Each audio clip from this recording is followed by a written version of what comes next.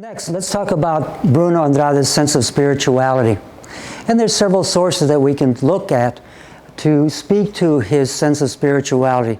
First and foremost, Texas, Corpus Christi, South Texas, the Gulf of Mexico. And it was this natural environment that attracted him because it's got bright sunlight most of the year. It has a vast landscape that's populated with a lot of nature, a rich ecosystem. And from this light, he's inspired to develop his color palette. So we have this idea that he's painting his environment. His environment is nature. His environment is Corpus Christi. I discovered the coastal light of Corpus Christi. The light creates colors that excite my emotions. This landscape places me in a realm of tranquility and beauty. My mind is poetically and spiritually opened. So we have paintings, but they are visual poems dedicated to Mother Nature, dedicated to Corpus Christi, because nature provides him with spiritual inspiration, provides him with truth, beauty, and tranquility. Nature is his home. Nature is his source of rich inspiration. The other source of inspiration besides Corpus Christi and nature is the Virgen de Guadalupe.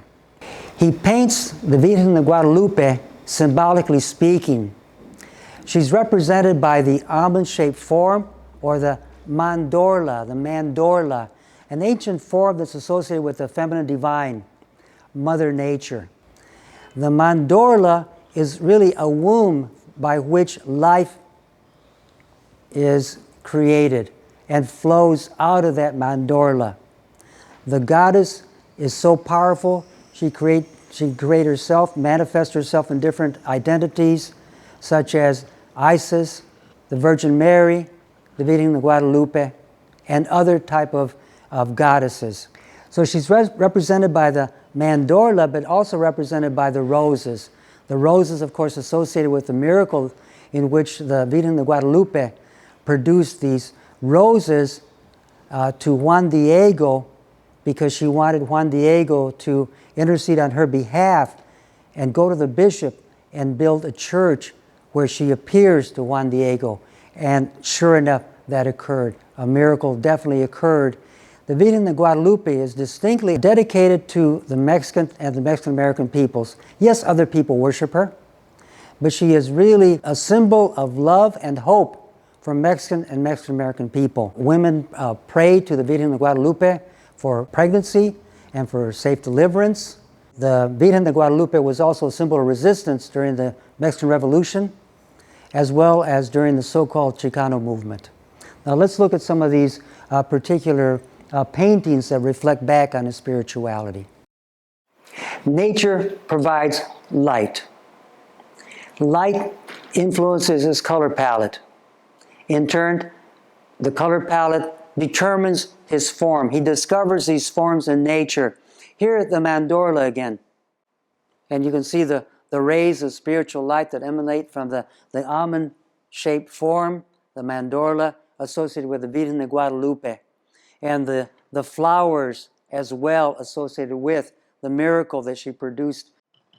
And you see his exploration of nature and how he discovers these fantastic forms that are highly abstracted.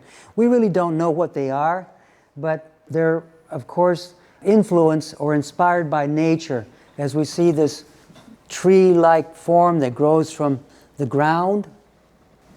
More of these forms. Note also the Gestalt approach of creating patterns throughout. And let's not forget Joseph Albers. Joseph Albers taught that through color interaction, colors intensify. A color is defined or determined by another color or a series of colors. Color interaction also creates a mood or an emotion. And then this fantastic painting that we have here, an abstraction.